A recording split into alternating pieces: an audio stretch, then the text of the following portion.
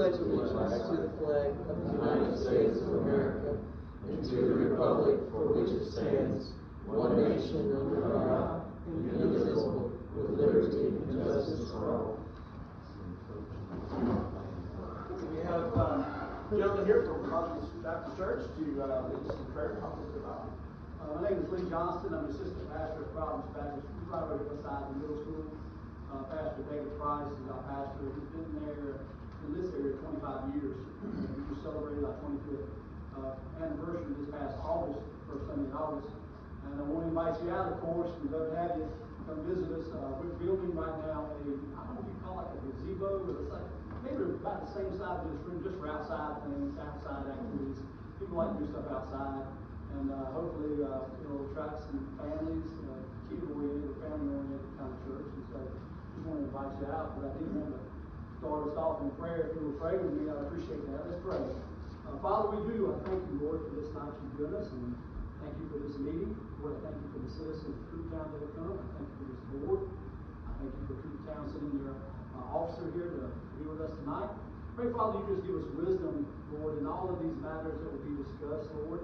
I don't know what they are, Father, you do. I pray you give these board members discernment, wisdom, understanding. I pray, God, you help them be unified and work together. I pray you give them wisdom to make these decisions that affect all of us, God, in the Troop Town area. Lord, we do thank you for this opportunity. We thank you, Lord, for this board that recognizes the flag. God, we're very grateful to live in the greatest country in the world. And we're very thankful for that.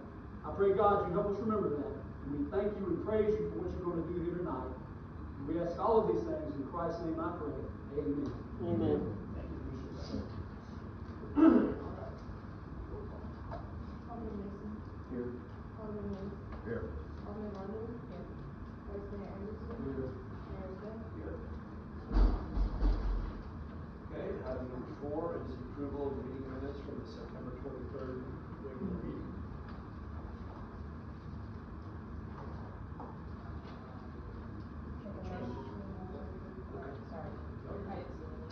Second. Motion and a second. Vice Mayor Anderson. Yes. Alderman Rundle. Yes. Alderman Mason. Yes. Alderman Hayes. Yes. Mayor Smith. Yes. This is public forum. We need to sign in. Everyone sign in on public forum. Is there anyone in the room that failed to sign in would like to speak? Okay. Moving on to old business. 6.1 in your folder. It's Treasurer Ott.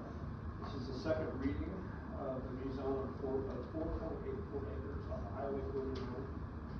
Map 111, parcel 444.11 from agriculture to rural residential. And this is ordinance 2025-005.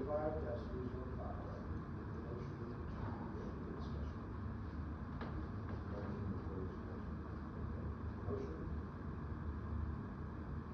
I'll second. Okay.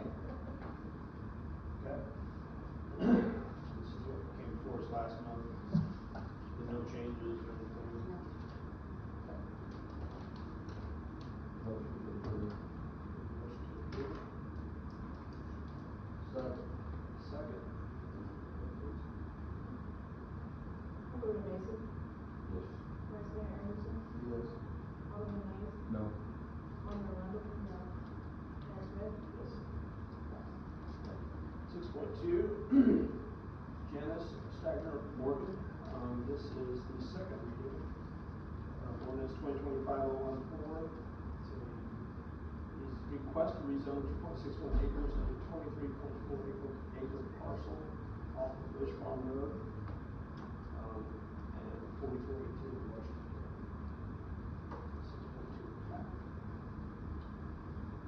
If I remember correctly, this was to for a family member. Have a motion to open for discussion.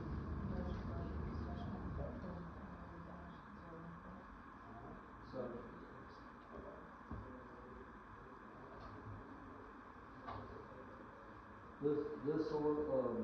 This is to get these 2 acres, what, 2.61 acres in compliance with when you build a house and things that's coming off agricultural land. It's coming off of her family farm. She's been here for years. So she's selling her farm to her son. She wants to build a house on it. But to be in compliance with our things, this has to be approved.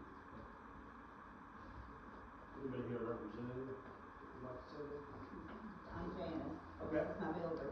For the bank. And it is just I'm just tearing the tobacco barn down and building a house. And the rest of the farm is gonna be farm, as long as my son's alive.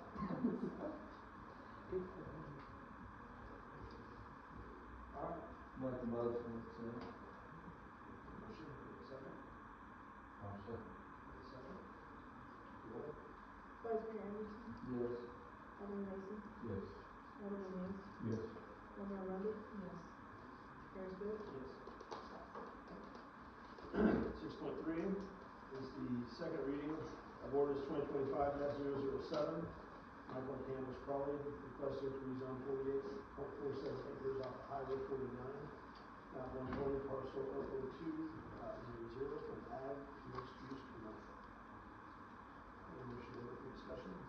Motion to open discussion for this, 2020, attach it over session.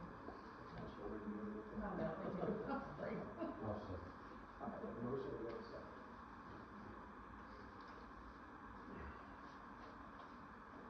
The comment that I have on this is, I'd like to make sure we have the HOA documents in the final plan, that, the infrastructure internally is, part of the HOA, because currently we don't have that in our ordinances, and I want to make sure that's approved. If we do that, if those documents will have that in there, as the developer has mentioned before. So the roads and all that would be to the HOA. We have spoken on that before. Yeah, I believe it's in the ordinance currently. You're required to have an HOA, but I don't know that you're required to maintain the, infrastructure after, after we've taken the, well, we wouldn't need to take the roads over, it would basically be in your development. Yeah, that's the plan, I believe it's in the ordinance, but that's limited. Okay. That would be my only adjustment that I would want to make sure is included in the document. So all the roads will be taken care of through the HOA. Correct. Including drainage and all that stuff. Motion to approve. Motion to approve. Second. Second. And that motion includes? Includes your comment about roads staying with HOA and development. All right. Roll please. Vice Mayor Anderson, Yes. Alderman Mason, Yes. Alderman Arundel. No. Alderman Mills, No. Mayor Swift. Yes. 6.4 is adopt a new contract with Venus Tennessee Wastewater. This is the second reading. We discussed it last month. Just a reminder, this goes to a non-exclusive agreement moving forward. And they have insurance provisions in there and indemnification.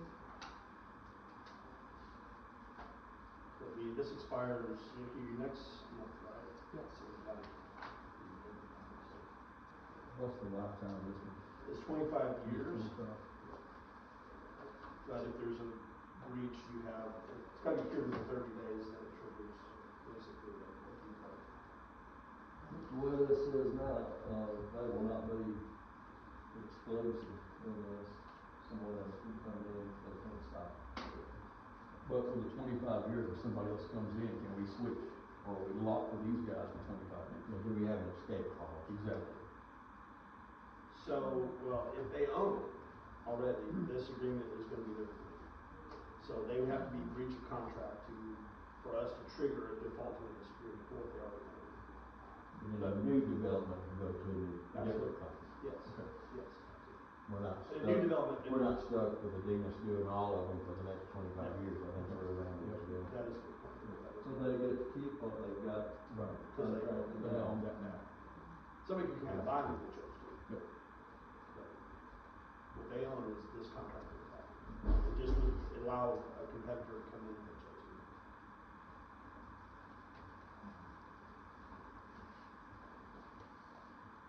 I'll make a motion to adopt new contract ordinance 2025-011. Second. Motion second, vote please.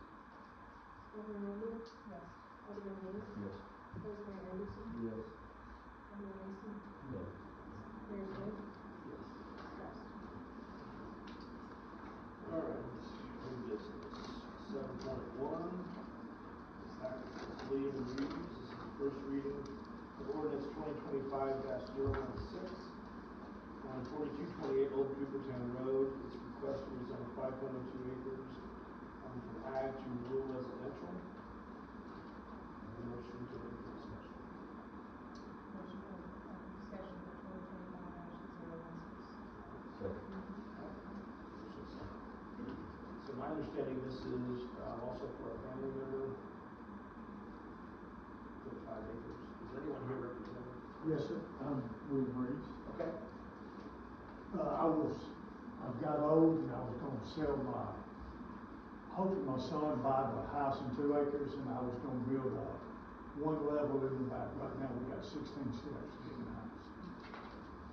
So we're wanting to build. Make the bill elevator. We thought about it. We thought about it. I think I asked this at planning, you're gonna have a separate driveway to the house in the back. Yes, sir. Now, Steve Arch is not up here, but what his plan is, our plan is do a 50-foot easement and build in the very back. So you won't even actually see the house. That's 5 acres that you're gonna survey out for your house. My house, mine will be on about 2.5, 3 acres, You've got an existing 5 acres, you're gonna cut in half. basically. But I gotta go in the back because of the road frontage. So I've already got the second guy out there, and he's already, looked, but we've changed where the house was gonna be. There wasn't enough road frontage to put it in the front. We're rezoning 5 acres. Yes, sir. Yes, sir.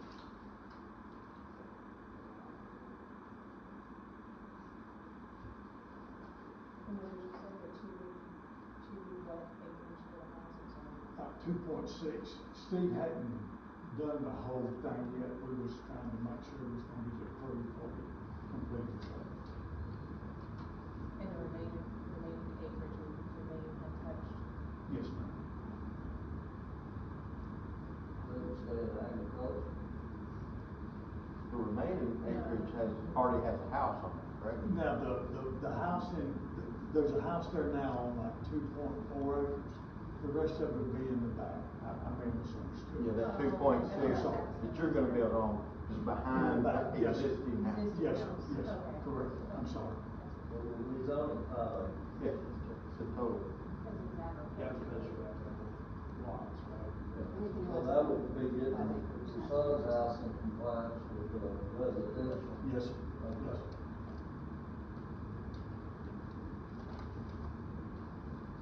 Make a motion to approve. Second. I'll second. Vote please. Alderman Mason. Yes. Vice Mayor Anderson. Yes. Alderman Hayes. Alderman Rundle. Yes. Mayor Smith. 7.2, WNM Investments, request to rezone 0.38 acres off City Road, from agricultural to rural residential, on as part of the Ridge Reserve subdivision. This is the first reading of ordinance 2025-019. Motion to open for discussion. Motion. Motion and second. Second.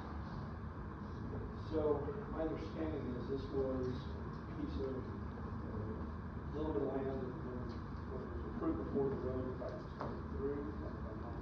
There's an image. And They you're- purchased this after we got it back. So, maybe explain kind of what happened. Yeah, so the previous tract that we've already had rezoned, long story short, when we were about halfway through the process of having it rezoned, we were able to acquire this little piece of property here, just thought it would be in the best interest of property owners to include it with the subdivision, and rather than have a little, I think it's just under 4/10 of an acre that, you know, no one had control over, and just thought it would be wise just to buy it and include it with the subdivision, so. I'm not gonna add a house, not gonna. No, actually, Still gonna make it raw. yeah, so like everything that you've seen from us preliminary wise, that is actually shown on there already with the lots. So, it just, we didn't want future homeowners to have to worry about someone else owning that piece of property and then not really having any control over what goes on with that piece of property, so.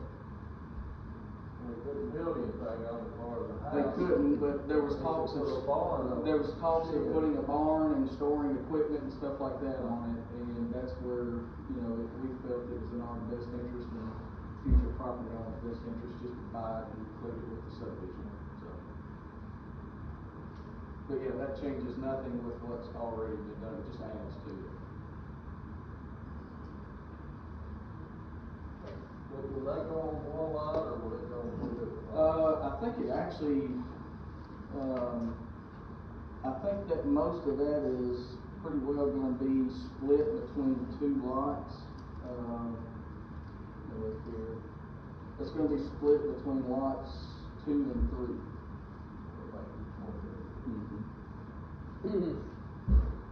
And it allows us to, basically, a previous comment from the, on the subdivision allows us to more room frontage to come in with a shared drive for those 2 lots too, because it's pretty close to Cherokee, this is Cherokee Trail. Yeah.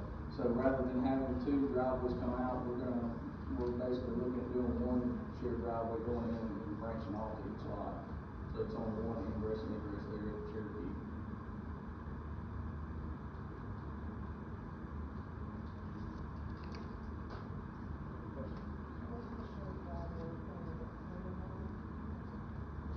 That's the bridge, Right. And having been on the planning commission, one of their proposed driveways would come into right in Cherokee, so they would have to go one way or the other, and it'd be simpler to do a shared driveway. So you don't have that conflict in Cherokee. Does that change anything on what they're doing on them? Determine how to share that driveway for. Just to,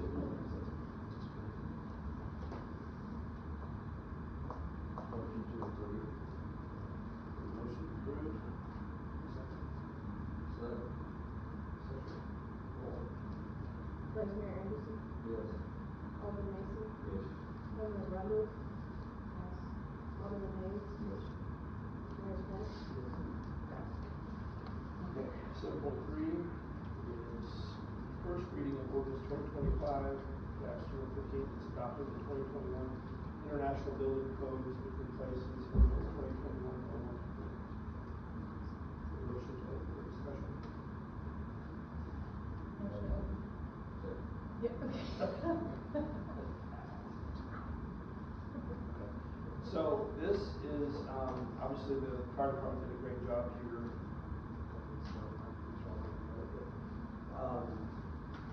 Showing, you know, I'll be honest, I mean, sprinkler systems to me were, I lived in the cornfields, we didn't ever build sprinkler systems, right? So the demonstration they did here was very done very well. A lot of credit on that. So basically, what I'd like to discuss and see what you guys think about is we have to approve the codes as they are currently tonight, and we should, and they do not include the sprinkler. Following that up with an amendment that Vicki's going to work with Marshall on to require sprinkler systems in subdivision. We've got to get the right subdivision coding language, whatever it is. So somebody out of 5 acres or out of farms or whatever, it's going to be required, it will be required in the high-density subdivision. Because I do think, I mean, we've got houses that are in the park, it does make some sense to do that. Would that not be accomplished by amending the subdivision regulations, amending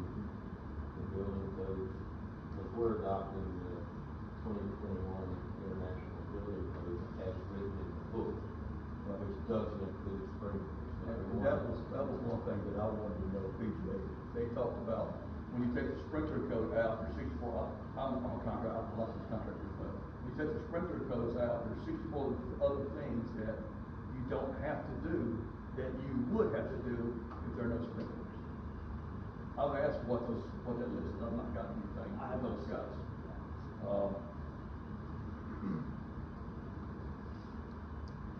Personally, if I built a house again, I'd have sprinklers in it, after watching the demonstrations. But I'm not one of those who's gonna force on somebody with high barriers. They're in Vegas, 100% leaks, 100%. Well, especially since they put the houses so close together. Right. But I wanna go back to those 64 things that we're not requiring. Do we want to require, if we don't have, if we're not requiring sprinklers, are we gonna require some of these other things that should be in place to mitigate that are taken away if the sprinklers are there? I guess my question is, and maybe PJ can answer, is are those 64 things still in this 2021 code? Because it doesn't have sprinklers in it. If you take the sprinklers out of it, they're not in it. Go ahead. We have a building inspector. I would like to get that question that you have addressed by our building inspector. Because you're gonna get a different viewpoint from an inspector 100%. versus a fire chief. 100%. And even the way we build homes today, even without requiring sprinklers, we have things that you must meet for fire safety.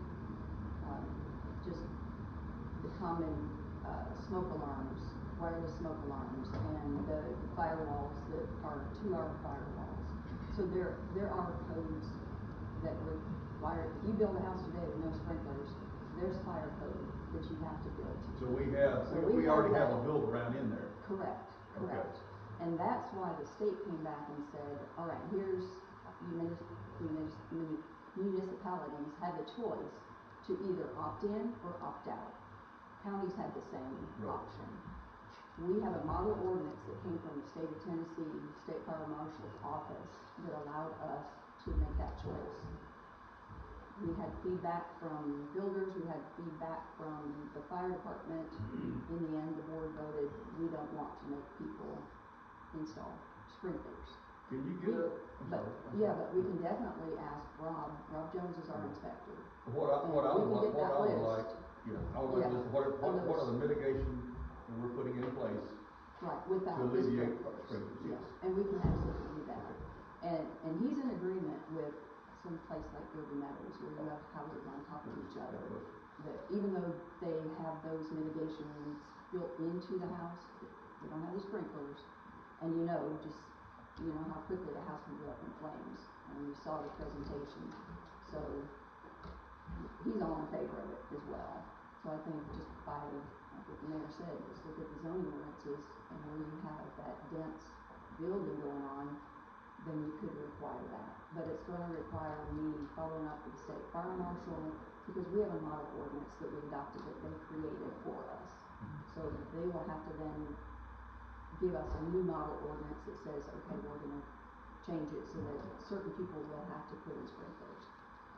And then it may or may not have to go to planning commission. I think we can probably bypass the planning commission and go straight to the board, because I don't believe the original one was ever approved by the planning commission. And this is all about codes, it's not about zoning, it's about the building codes. So it's not in the zoning ordinance, it's not in the subdivision regulations. We can run it through an ordinance to the board without going through planning commission. Because it's not, it doesn't involve zoning. It doesn't involve any zoning. Yes. Right, but if you wanna make it involve zoning, like RC district, for example, like Oak Point, then I believe it may have to go through planning, and that's where Marshall is gonna have to come in and tell us. It gets back to us. Right, in the end, it's This up gets to the us- board. Yeah. Right. If this gets us started to help inside this Yeah. area, it's probably. Well, do I understand the building code right, that since they put sprinklers in, the builders do not have to put green board in, between garages and the house, or do If some you of put the sprinklers in, If or you if put you sprinklers don't. in, But you like don't it's have written to. now, we take the sprinklers out. Right. Did they take the green board out of that also? But now if we require them to put sprinklers in, That's what I'm saying, they wouldn't have to use drain board, because if they don't put sprinklers in, they gotta use drain board, is what I understand. I don't know if that's fact or That- not. I wanna Sort of, look at the code. he explained that sort of, that yes, if you put sprinklers in, some of those 64 mitigating things is you don't have to have that board between your garage and the house to Right. slow the fire. That's like what it's could be different. Yeah, sheet rock, you know, you basically must be ceiling must be sheet rock if you don't have sprinklers. But if you have sprinklers, it doesn't have to be sheet rock, according to the codes. But if we require sprinklers, are we also gonna loosen the requirements that we have in place on mitigation? Or are we gonna keep all those requirements along with sprinklers? You would not keep those. So we're gonna have to amend two different things then. Right. I Well, understood I PJ mean, saying- why would you take the drain board out if it's proven to be the safest way to build a house, and you put sprinklers in, that leave everything else open? Well, the Looks to code- me like yeah. the drain board and the sprinklers would work together. The code is a minimum. You can do Right. better. Whatever. That's just We a can minimum. go above the minimum and say that Right. with these particular, with a sprinkler, without a sprinkler, we can add in additional criteria to say this will obviously help mitigate even further if you did X, Y, and Z. You know, all we've gotta do is get sprinklers. Mhm. And everything else is safe. Exactly, So, exactly. And I understood Can I PJ ask, said that, this 2021 code that does not require sprinklers still has those 64 mitigating things in it, but the next code book, which is 2025, took those 64 things out because it added mandatory sprinklers in it. Well, that's what I understood him I saying. don't remember it, Tim, honestly. I don't. So, but either way, I'm absolutely 100% for putting in sprinklers and having our building inspector recommend to us what other fire retardant measures needs to be in a house.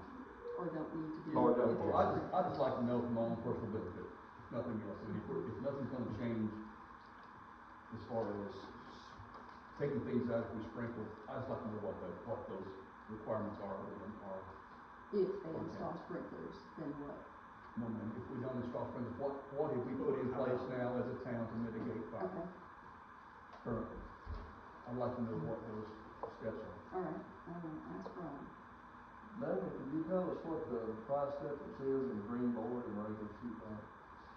A few dollars a board, but just to kind of answer your question, so I've got a little bit different background. I was a building inspector for the city of Hendersonville for about 13 years, so the code, a lot of times you'll see the sprinklers as an appendix, but even when we were going through our new code adoptions, when they first put sprinklers in the IRC, we elected not to adopt those also, but when you elect to not adopt those, then there are practices already in place in the IRC for fire separation requirements and stuff like that. So like if you get within inside your 10-foot fire separation minimum between structures, you have more stringent methods of construction that you're gonna have to do to overcome not having sprinklers. So that's been Hendersonville itself, or is it in the code, in the book? What's that now? Is it in the book itself, or is it within Hendersonville's code? So when we first adopted, and it's been 10 years since I worked there, so I don't know what they're currently doing, how they done it, but when we initially did it, it was an appendix. The board of mayor and aldermen voted to not include it. Right. And then, of course, they would do their amendments to the code that they wanted that would benefit their jurisdiction in particular, which is what you guys would do.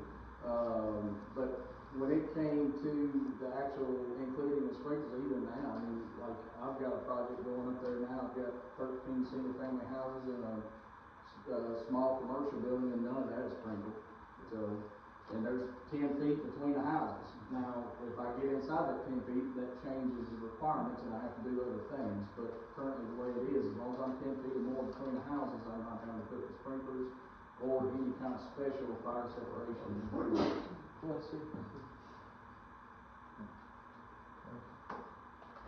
But yes, the code, and I will say this too, I think this is what Vicki was saying. If you elect to put sprinklers in, then naturally the code will give you more leniency on other things throughout the code because you're going above and beyond and putting a superior product in with the sprinklers.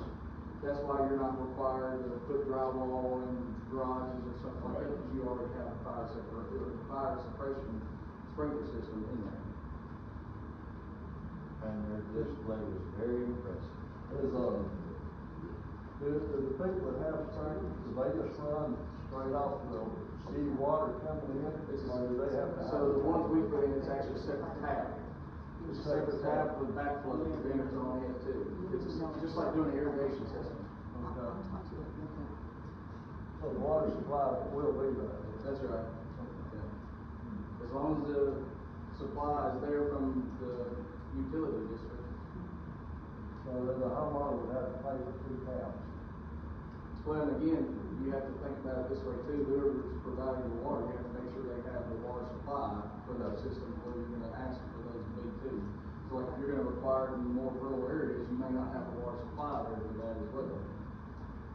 According to PJ, they can run off the same tap.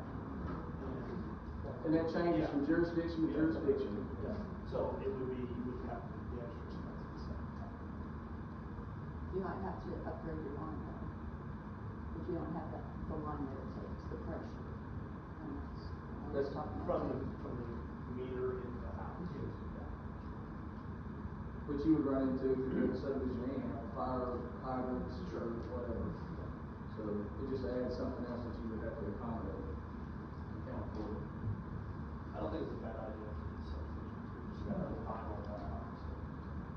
But we need to get, Vicky will tell me if I'm wrong, but I think we need to get this adopted, so we stay in the subdivision line. Yeah, so it'll probably take 3 months to get the language done, so we can determine, yeah, because it would be an ordinance which requires 2 readings.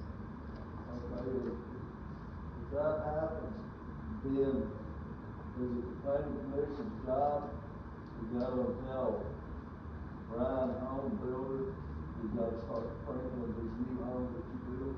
That comes with a new permit for. Yeah, I New believe permit it, pool. yeah, and I do wanna talk to Marshall about that also, but I would think it would be. We can give them a grace period if they've already sold the home, they haven't pulled the permit, we can say 3 months. That's probably reasonable or something like that, so. We might have to look at the water situation out there too, because they've gotta have the water pressure to be able to get the zone up. That'd be a Terry Beers question. And just confirm, we can't amend our current subdivision regulations, Because this is not in subdivision regulations. just for that.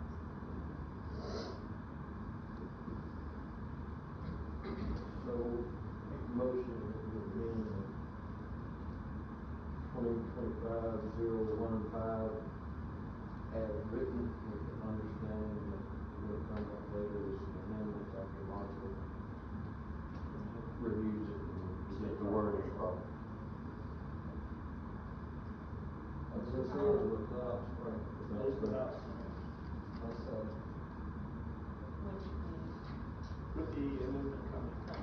For subdivisions, I think to his point, it's not a mandate across the board. and I would like to also make an additional comment is that, we're talking about subdivisions, but I would also like townhomes, anything that's high density housing as well. That's why I want to get Want to the make right sure code. that. And we do require it in townhomes. Thank you. The motion second. Alderman Gibson, Yes. Vice Mayor Anderson, Yes. Alderman Hayes, Yes. Alderman Rundle, Mayor Smith.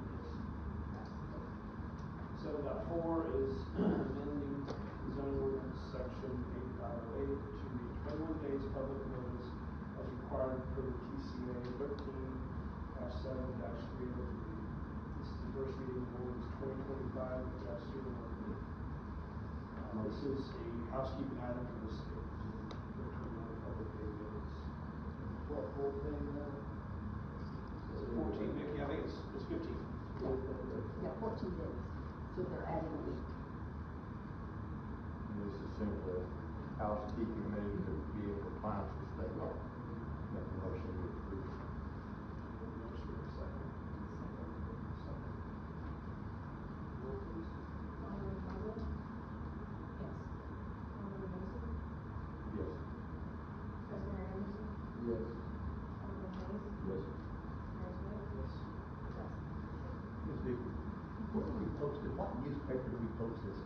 it goes in the exchange and the connection. So it's, See a newspaper, and I couldn't tell you, yeah. we got from this area. We used to years ago use the Tennessean, and then it became so cost prohibitive that we just said, and hopefully the legislature will pass it so that we can just put it on our website and bulletin board and social media, because it's very expensive to run those ads.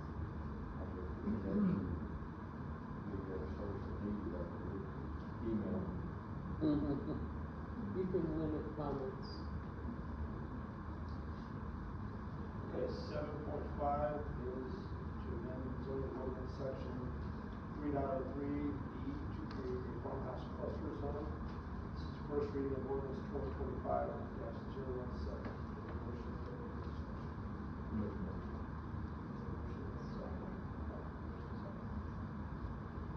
So, this would allow 5 houses to share a driveway and not have to pave it, but you have to have a maintenance agreement in place.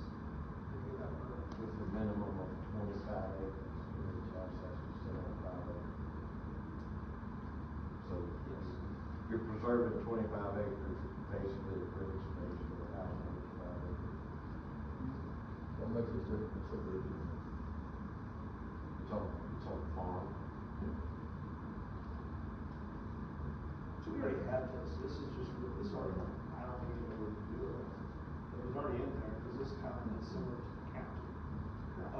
This just basically goes in and kind of eases up whether the behavior of the driveway through there. You would allow just a regular driveway and share everything. Was the county also, 25 acres per house? No, it's 5 acres now.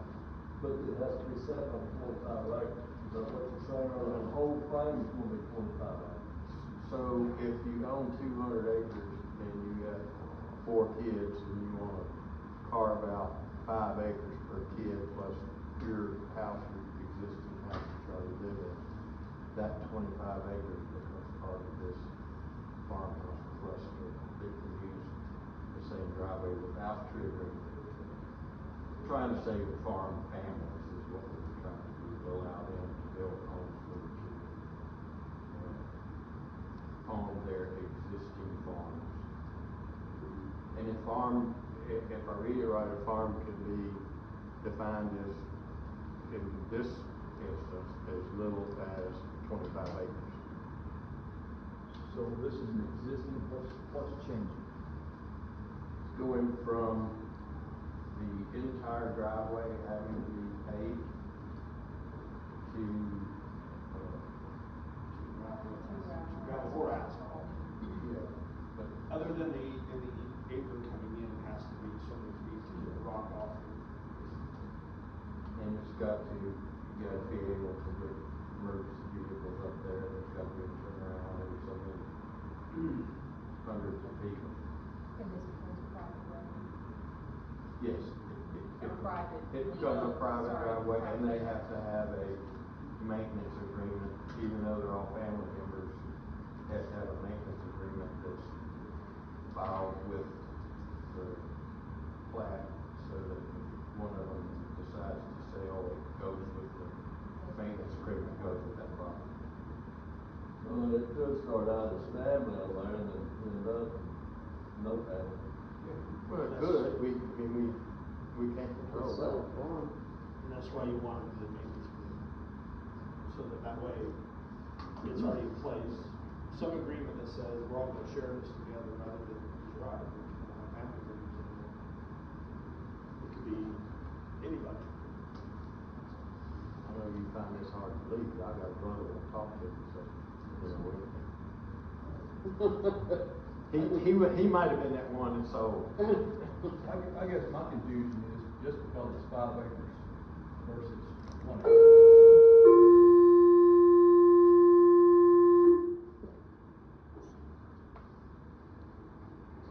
Section 475, interior round 2, 1214 Oak Parksville Pike, 1214 Oak Parksville Pike. It's going to be a 33-year-old male, 200 pounds, has a chest pain, have about 240 with Sawmill Pleasant View. If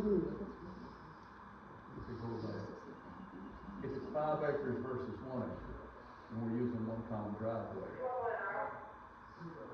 How are we differentiating that from any other subdivision? Even though the lot sizes are larger. It's still a 5 acre subdivision. We're using one road in, one road out. So, how can you not call it a subdivision? It is a subdivision. That's for it is. The only thing that changes here is the road does not have to be asphalted or paved, it can stay gravel, if I understand Is that that. 5 acres the trigger? Is that where, because it's, It's cool. It was subdivision classified as what, 7 or 8? Three or more houses. Three or more. It's three or more houses, but the subdivision regs do not classify any acreage size. There's no, it can be a 5 acre subdivision. It doesn't. Usually the planning commission's not gonna see that though. In this case, the planning commission would see that. Usually if it's over 5 acres, you don't see it. And it would trigger, it would be a major subdivision, and in this case, it would not have to be.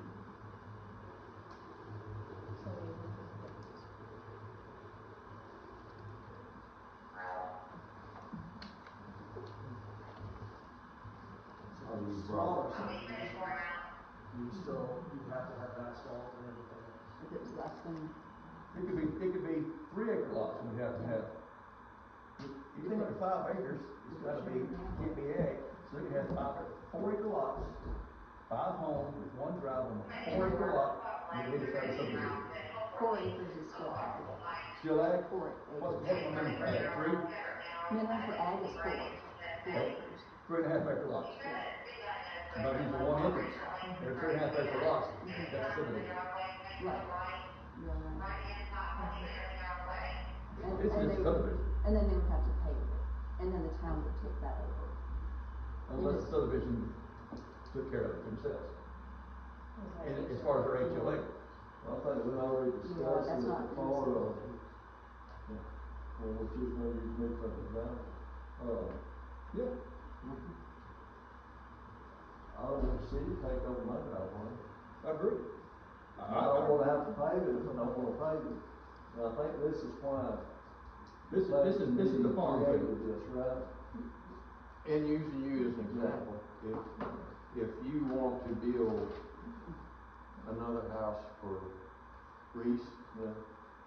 and another house for Oakley, then I can it's build your out. farm, you got the acreage, and you can build a house for your family members. Now, to your point, 10 years from now, they may get mad at each other, one of them sell and move out, but you've got the maintenance agreement for that driveway, or easement going up through there, you've got the maintenance agreement that's recorded that goes with that property.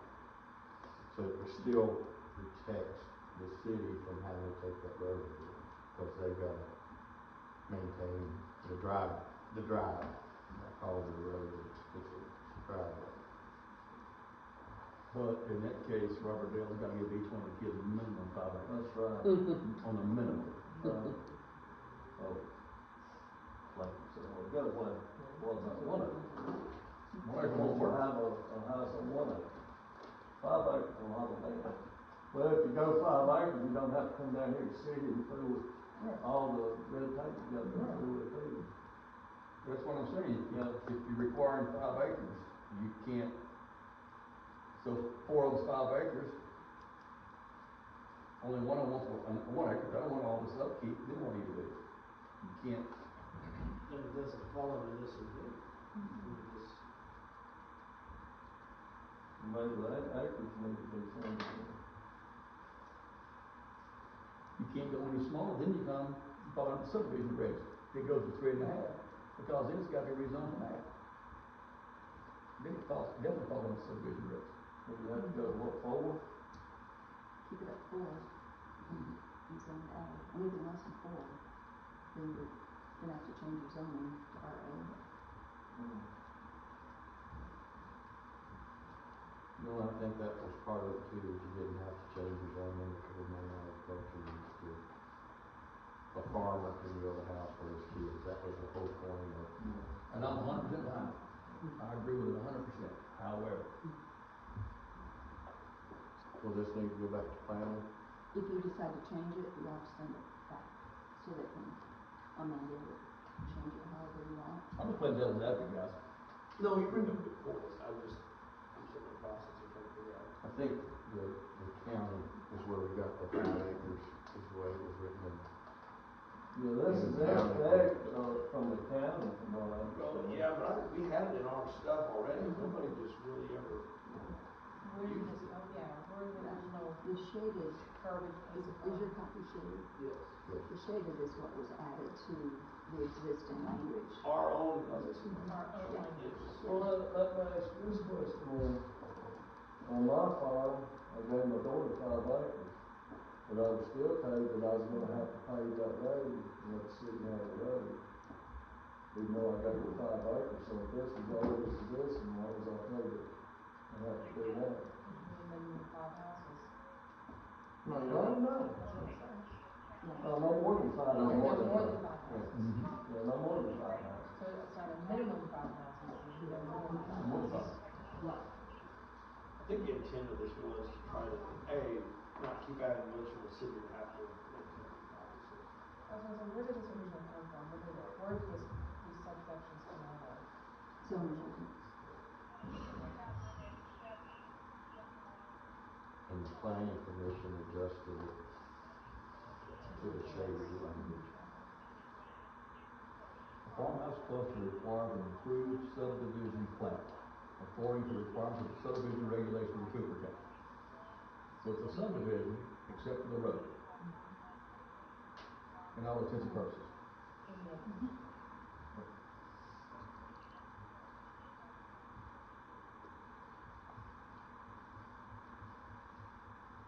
Well, when it becomes that, you say it's a subdivision.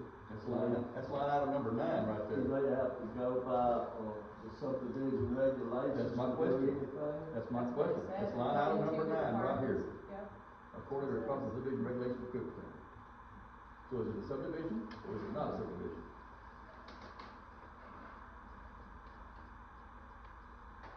You can't call it one thing and not be one thing. No.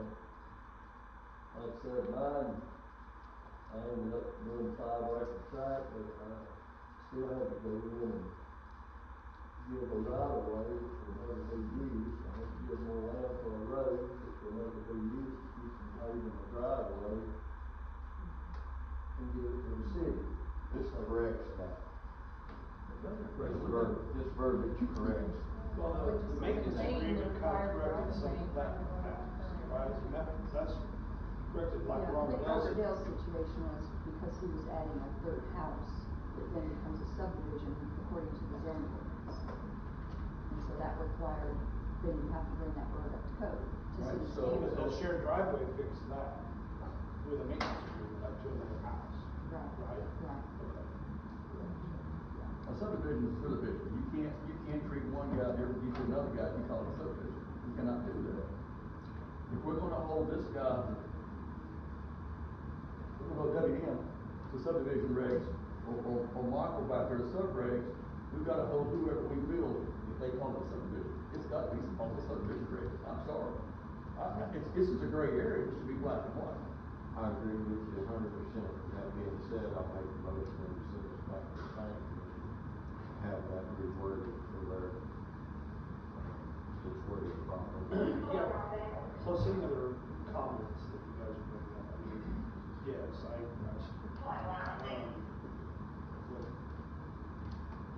are you suggesting it's not needed at all? Is that what you're talking? You cannot call it I get that. a subdivision if it's not a subdivision. What is your thoughts? What would you change? How would you, I'm curious what, You can't hold it to anything in section number 9. so 9 needs to go. 100%, because it's ag property, and I can do whatever I want to with it. All you're giving me is permission to put a gravel road with 5 buildings coming off of it, or 5 acre lot. You can't call it a subdivision. You call it a subdivision, you're placing drainage, boundaries, everything that goes along with it. I mean, subdivisions, we have to have curbing, sidewalks, not at all. No, that's not true. Like Michael Crowley's subdivision that he has on Old Cooper Town Road, none of that amounts to a subdivision. No subdivision. Well, They're all individual drives, individual lots. But it's a subdivided property. But it's individual lots and individual Right, property. because you have 5 acre lot. Right, Right, right, right. but it's, so it's not even called a subdivision. If you come to the subdivision, and it meets requirements of the Pleasant subdivision regulations, what do we require our subdivision regulations? So you Is want Derby, that is Derby Meadows required to have sidewalks? Yes, Is Oak Point required to have sidewalks? because it's a major subdivision. Okay. They are required. So you want to remove that language from that. We can't hold to any subdivision regulations. It's not subdivision. So you want to have that language removed. It has to be, or they're gonna have to hold to every subdivision regulation. Yeah, I'm just trying to figure out what I need to go back and tell the planning commission. Point made, his point's made. Okay. You know what I'm talking about? I know what So you're saying, remove that the section, point's made. Yeah. and other than that, just, You can stand out and say, this is not a subdivision, when the plan states it's a subdivision. All right. That wording, Which wording we go by? Neighbors Which ordinance do we go by? Well, you can't hold you to subdivision regulations. You can't do that. Well, I guess where I'm, my head is, what's the intent we want? I mean, are we wanting these 5-acre clusters to not be part of subdivision? And I mean, remove it, but I don't want to leave a loophole either on That's something what I else. was about to suggest, is that you're gonna create yourself a slippery slope if you do that. Well, you have to call it one or the other. it may I'm be, hearing you, I'm just telling you it what's may gonna be as happen. simple as saying according to the requirements of the farmhouse cluster instead of subdivision regulations. That means you have to have a separate distinct You know, we have to define criteria what for farmhouse everything cluster else. is. Well, it is kind of defined in it. We'd have to No, have, you're it's a gonna whole have to, separate zone, it's a right? whole work. yeah, that's what I'm thinking, you have to define It's a what whole new is a zone. farmhouse Right. cluster. Back to the planning commission, you know? Yeah, let's move it back and then let the commission debate it, because I think we need to debate making sure we don't inadvertently have a loophole That's right. either. That's So, my major concern. is I see the point there, so You're gonna create yourself a slippery slope. let's just kick it back and then we can vote. So you make a motion, you want to table and send back. They will send it back to planning commission to be corrected.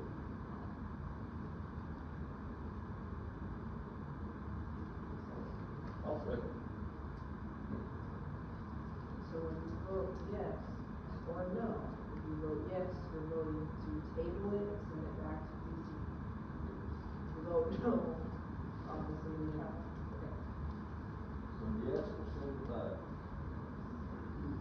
All right, Alderman Rundle, Yes. Alderman Hess, Yes.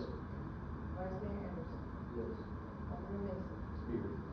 Let's do it. Yes.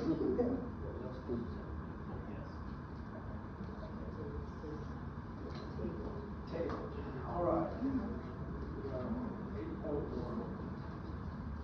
Has 8.1 and 8.2 kind of go together, it's the main house report.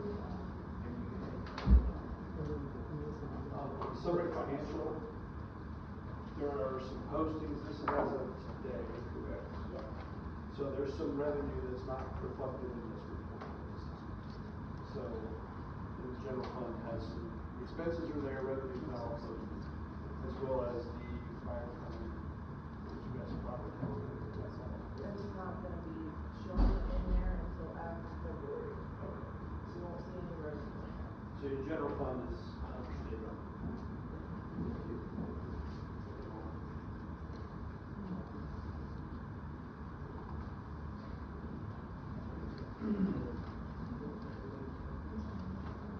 Any questions on that part?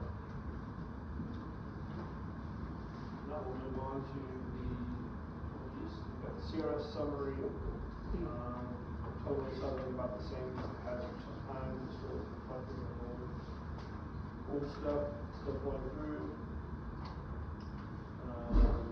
Chief, I'll let you talk about your report and citation. There on the left column, you can see the amount of reports we've had. Very busy month with incident reports and traffic crash reports. We ended up having 6 domestics. We usually have 2 or 3, so our domestics doubled in September. We had 1 drug arrest and 25 misdemeanors and no felonies. 113 traffic stops with 66 citations written, that's just city on it, it doesn't account for, state sites, state managed sessions, just city. Like I said, the traffic crashes, the seizures at the bottom, you can see 17 grams of marijuana and some drug paraphernalia. Of course, we always have people that drive without a license, driving revoked or suspended license. We had a couple violations of border protections, violation of bond conditions, multiple verbal altercations, again, credit card fraud. We had a runaway juvenile. We safely found them and returned them back to their home. We did have a drug-exposed child and a possible child abuse. The child abuse ended up not going anywhere. However, the drug-exposed child, it was a child born with fentanyl and meth in their system. So we're still in the process of working with the district attorney and DCS on that. That's a long, drawn-out case. That's not just a real simple thing. The mother gave away the right to the child. The child is in state custody. The mother is currently in rehab for the drug usage. So there's not really much we can do with her until she gets out of the rehab. But we are in the process of looking at getting charges out whenever she does become available to arrest. We had a couple of civic traffic cases, and then we had our Touch a Truck event. That was our community outreach in September. Very successful, had a lot of fun, had a good turnout, beautiful day, and that's pretty much it. I did get a date for Shop in the Cop. It's December the 10th. You all are going to receive a massive email chain.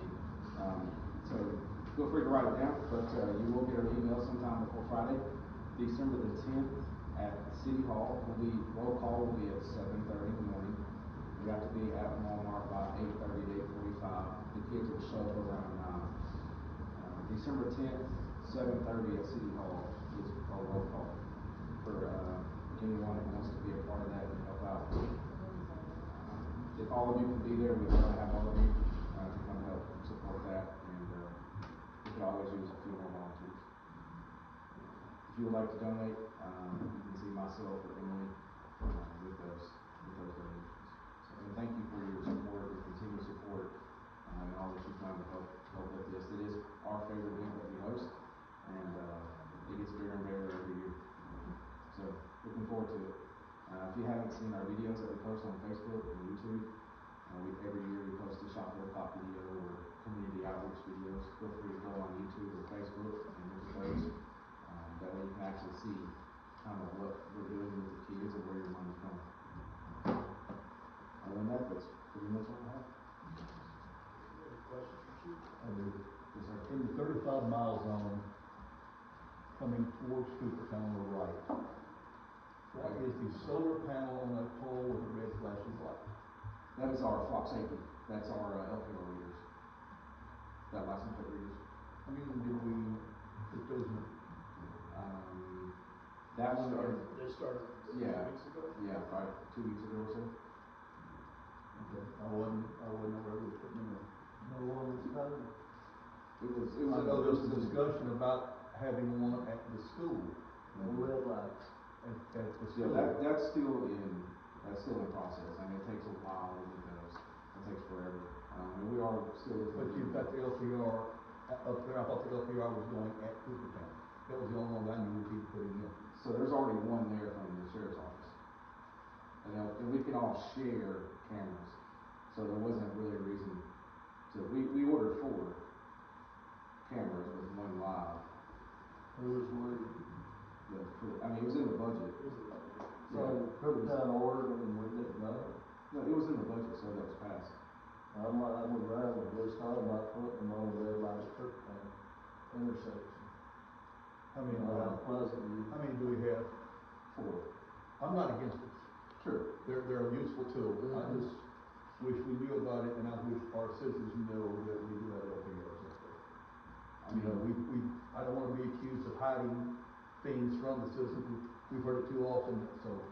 Well, they're not operational yet. Yeah, I just wish the information is out there so that everyone is aware of it. Well, I know that may hurt your enforcement if everybody knows they're there. Well, there could be a I know. community post. Well, Yeah, Yeah. but not where they are. I'll learn more about the LPRs, I've been watching other things on that.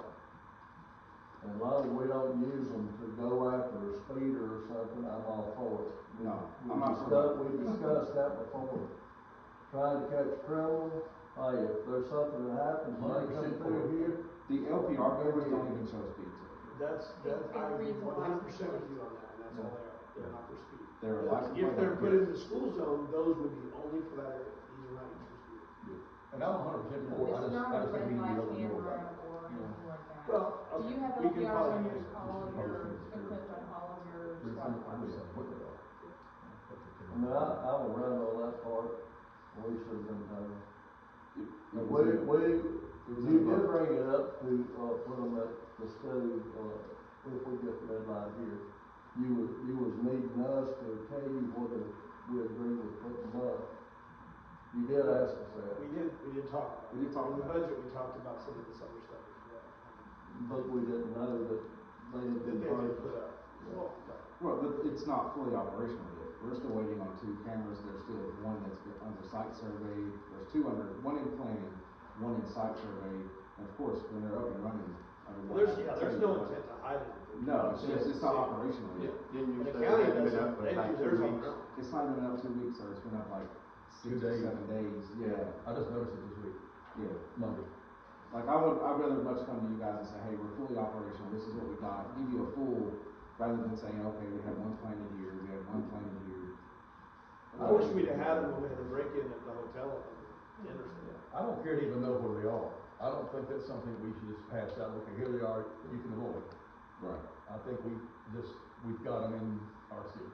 We're gonna let it go with that. And I'm more than happy Yeah, I don't- making a post. As But I long definitely want to get as notifications. they're not used for speeding, which both of you have said it's not gonna be No, used for it speeding. just literally reads a license. I don't care if everybody in the community knows where they are.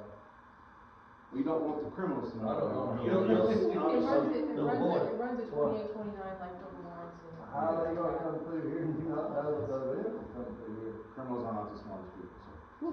If they smart, I'd be skinny. If they were smart, they wouldn't come through here, so we wouldn't. Sometimes have they don't know. to- They don't care. They just want to get to their point. they're in a hurry. They're in a hurry. They're passing. And some of them still know where they're at, and they still try to commit the crime. So. And once they're mounted, they're not mobile where you can change them. Right, they're in the ground. They can be moved, but that comes with a cost.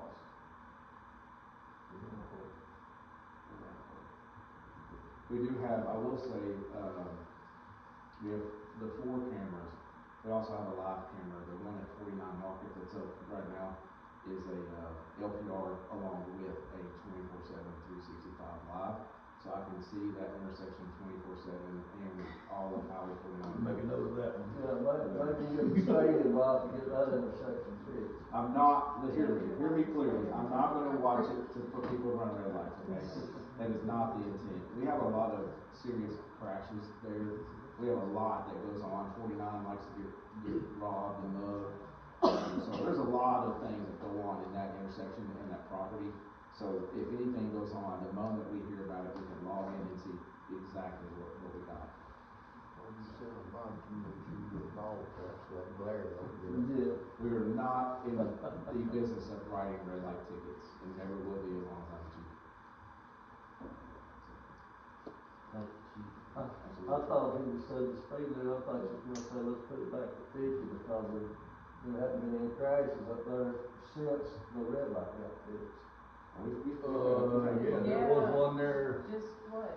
Was it? In front of your house, was it 3 weeks ago, 2 weeks ago? Yeah. We've had a couple. Yeah. Was it from speed?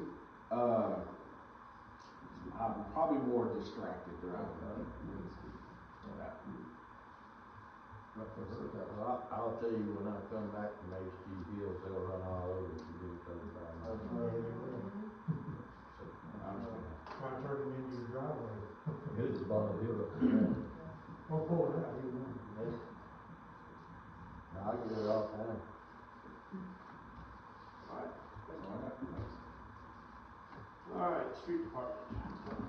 We finished the ditch on South Walker, cutting the ditches for red, we're gonna old seasoned straw, cleaning up our mess over there.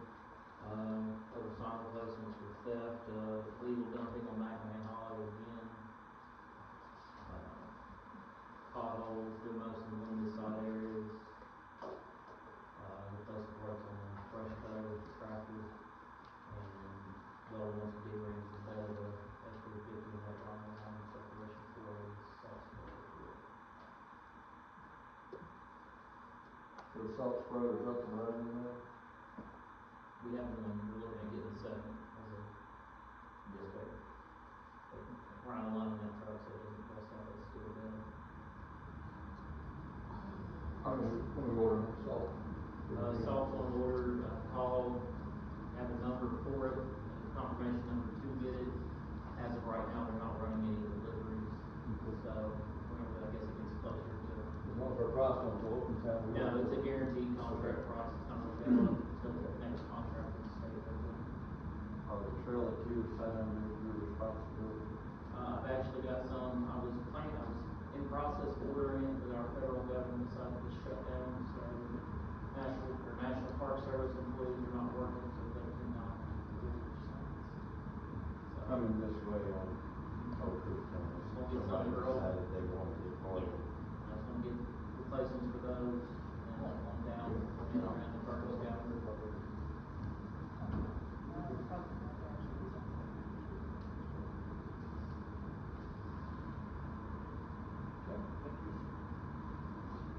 Last of the packet is the fire department report.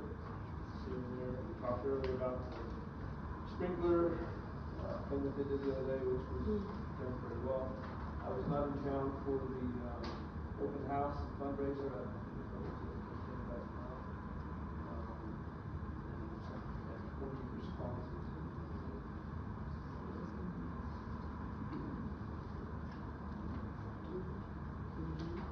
Right. Those reports, any comments from Alderman? Okay, I've got a few things. Water, American Water, Tennessee American Water is going to be your last. Springfield was not able to attend, but they're coming next week, Wednesday evening, and Thursday, Wednesday and day in Springfield. They're going to do their due diligence, and I'm meeting with them after that to kind of follow and see what the next steps are, and if they're going to proceed forward or what they're going to do. So I should know more by the end of next week of where that stands, as well as with Brian. That's another stuff. I'm still optimistic that we're going to do so. Zip code. So we've got the zip code landed on. The Postal Service is not going to issue us a zip code, a single zip code. What they've done is they continue to use existing zip codes, and they basically put a map around the city now. And you can now use Coopertown as your town, or either the existing town or the Coopertown. It's now recognized in their system. So actually, if you go ahead and type in your home address for verification, it will flip it to Coopertown, which you can now use for your law. Chief, I met with my. Can I comment on that? Yeah, absolutely. I did a test order with Amazon. I went and changed everything to 51530 Burgess Gower, Coopertown, Tennessee, and had 0 issues with delivery. Everything was well. It all worked out great. So That's good. I'm going to change my Amazon. You'll get a lot of sales tax. Yeah. So the sales taxes. I think even with the geofence, it should improve even if you use Springfield or Pleasant View, but Coopertown is now available and it does work. And I'm going to send some information out that publicly. We met with 911 today. That's why I kind of said it's not going to use 911. The other unfortunate thing with 911 is their system is not going to be able to recognize all the different codes. So when they issue new addresses, they're going to still issue Springfield, Pleasant View. Hopefully in the next 5 years they can get a system that can recognize some their validation. Southern Solid. But what you'll find in this, so for example, if somebody wants to change it to Coopertown, which I would encourage, and you don't want to change Social Security, federal government, you can leave Social Security as Springfield, criteria, then you can have Cooper Town on everything else if you want to serve. I think what people may find is what you just said, is when they order things, they may flip to Cooper.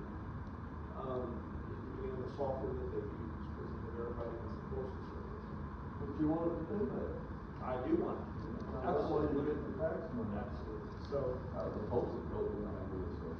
Dave, So if we send it, mine comes out of Pleasant View, and it has Cooper Town, somebody uses Cooper Town address, it's still gonna go to Pleasant their View. system, So they go by zip, you know, They go do by all zip. that sport So using what you have now, that's the way. they've changed their system to not to do this. This was, their letter was, it did not benefit them to give us one zip code.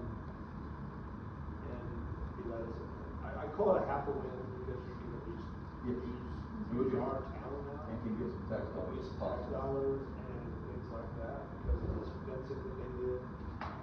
Because they asked for some extensions, so they were doing it. They didn't tell us no. It wasn't a hard thing.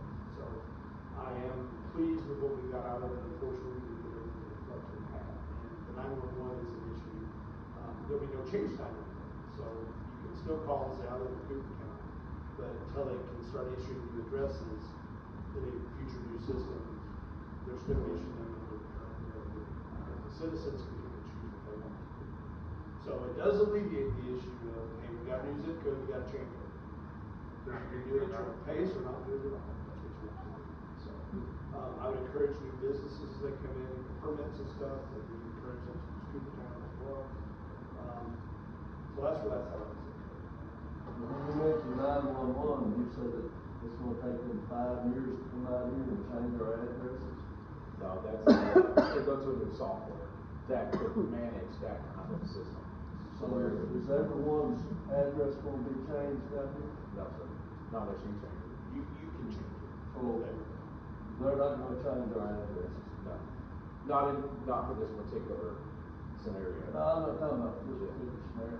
They are in the works of changing his Some of the roads. Some of Yes. the On some of the roads, Yes. Yes. That's not related to this issue. Yeah, I know, but you said it's gonna take 5 years, and I'm just wondering is how long it's gonna take them to, get out here and get all the addresses changed, even though it's not dealing with this, it's something we're gonna have to deal with if our address gets changed. If they choose to change it. But if their software changes, I think what would happen in theory is you would then change, and you might be more forced to use Cooper Town. But the Postal Service isn't going to force you. But 911, until their system can handle it, that's where we're stuck with. Because they've been trying to do this for several years. And now they said that all these numbers are too close together. And they are working. And you go to these meetings and they spend the majority of the meeting going through every address that they want to change.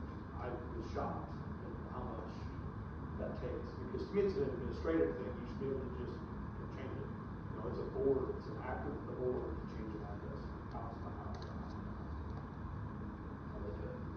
Just Vicki, when a new building permit is pulled, we don't issue to that address, the address is issued by the Postal Service, correct?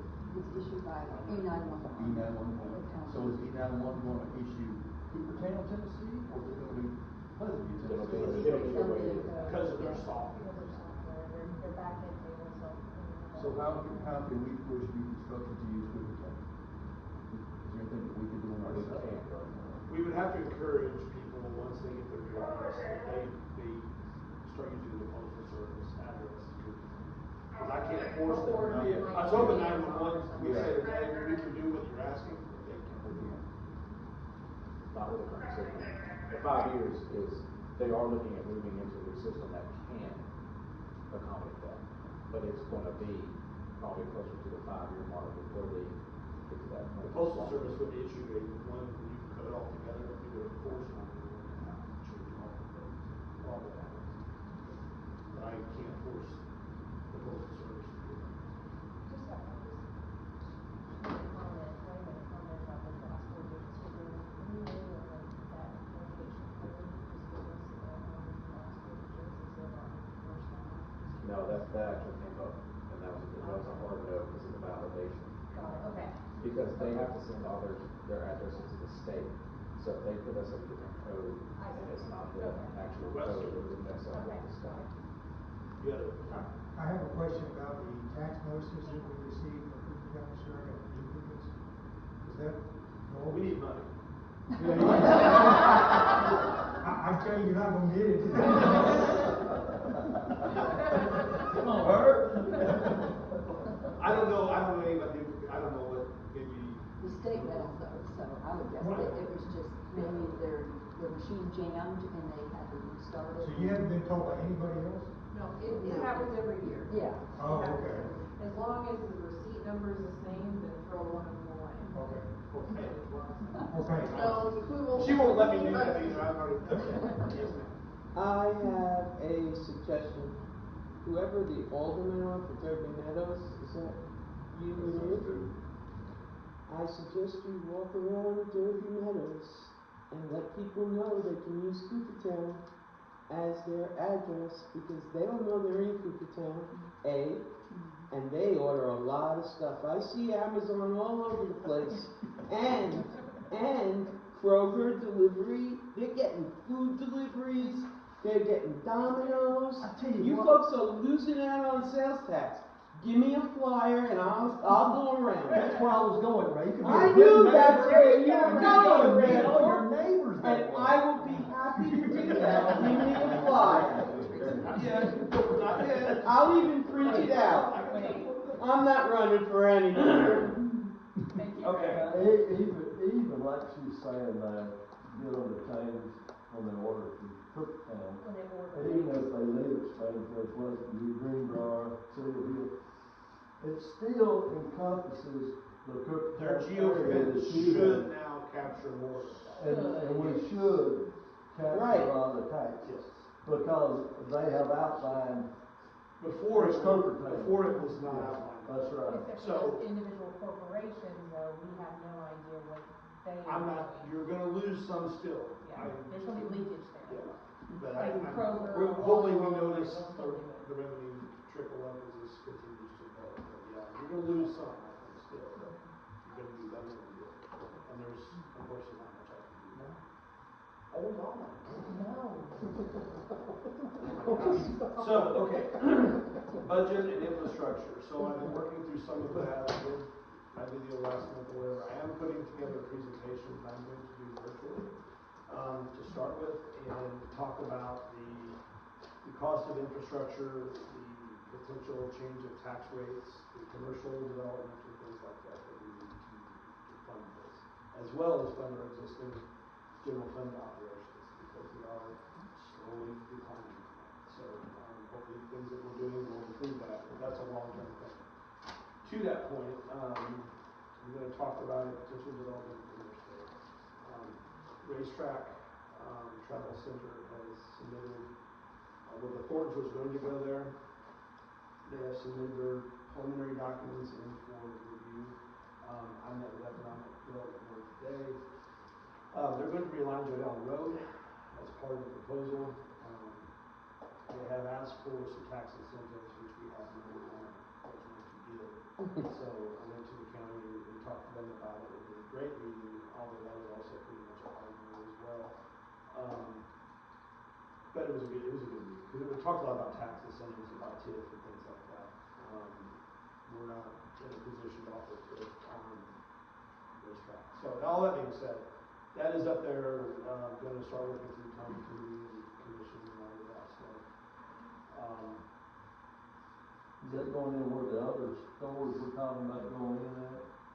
This is going in where, Oh, the yes. other, The Thorns was going to go where on Dock FedEx. Street up there, where they're straightening the road out. Yeah. FedEx, they're on Dock. Yeah, that's what it's, Syria owns that land, Yes. you know, they was gonna put, Yeah. a couple other Thorntons and a Yes. couple other different places in there all backed out. Racetrack is on Are they gonna have any type of,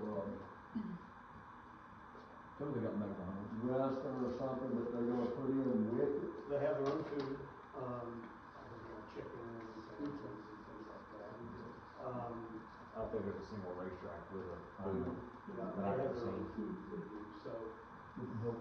yeah. Require? So that's positive at the interstate. I believe that will actually help. I know nobody likes to see more gas stations go up there. But I do think that's gonna give some opportunity, if that road is realigned, for that whole section on the other side of that road. And I think there's a lot of potential there that we can capitalize on for some sales tax revenue and whatnot. So I'm pleased to see, in that sense, trying to get this road thing done. This has been a conversation that's been going on pretty much when we got elected and walked in and done a lot for it. The last thing I think I have is Sam, did we get that scheduled for November? Is it official? November 10th or whatever? Yeah, we ran the ad. So Sam, who does our annual work, which does us, is going to the planning committee. November 10th at 6. November 10th at 6 is going to be on Zoom. So it's not in person. And I would encourage everyone of you to be there. It's really to ask questions. This is not required for continuing education. It's literally us asking questions of saying, what can we do as a board? What's the planning committee's role? All of that stuff. We will probably record it as well so that it can be shared with the public, so the public can actually see it. But I would like for you guys to be there. I'll last an hour, I guess, depending on how many questions and things like that. You can have it up to 3 hours. Okay. So. Sometimes he gets going. Yeah. You can go click. But I would appreciate if you could do that. I have a question. Yes.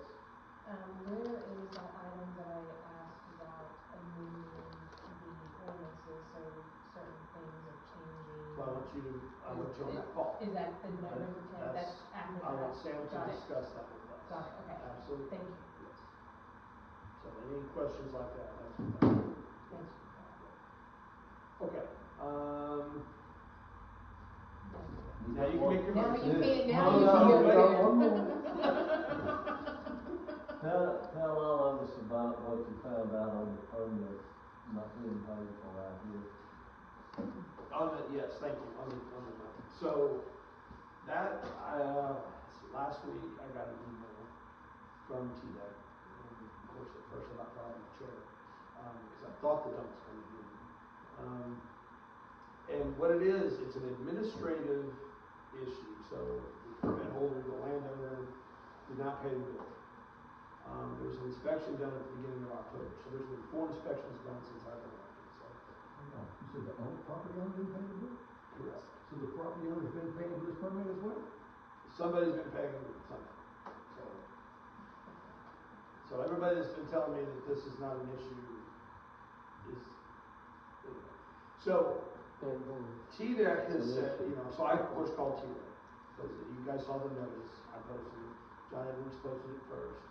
I was in Missouri at a client meeting and saw it pop up. Anyway, so called them, talked to them about it. They're like, okay, between now and they close the file, if they close the file, here's the options. Somebody can come in and pay it. The permit holder, the landowner, whoever can come in and pay it until they decide to close it. They're intending to close it because of non-payment. That was not the landowner nor the permit holder asking it to be closed. Okay? So I'm cautiously optimistic, but it is not a The landowner came on one of those posts about it and said that there would not be. He's come out and said there would not be anything on there. That's wonderful, but I wish he would have went to TDEC about a year ago and closed it himself, because that's all he had to do. That's it. Not go on Facebook and say, I promise I'm going to close it. There's a flip side of this too. TDEC can keep it open if they desire to, even without the fees being paid. And there's legislation at the state level about landfills, and that's already been identified, so we got to be very careful. Right. We're going to amend something. So the Jackson law is still enforced, and that's what you're alluding to. And I talked about this before, but the state is trying to, a lot of conversation around that is to either overturn or amend the Jackson law. The Jackson law allows us to have control. Now, us as Coopertown, we've had control of that property in our own town because of the zoning. The state wants to potentially come in and control that and let them make that decision. So that's very dangerous for our town in particular, especially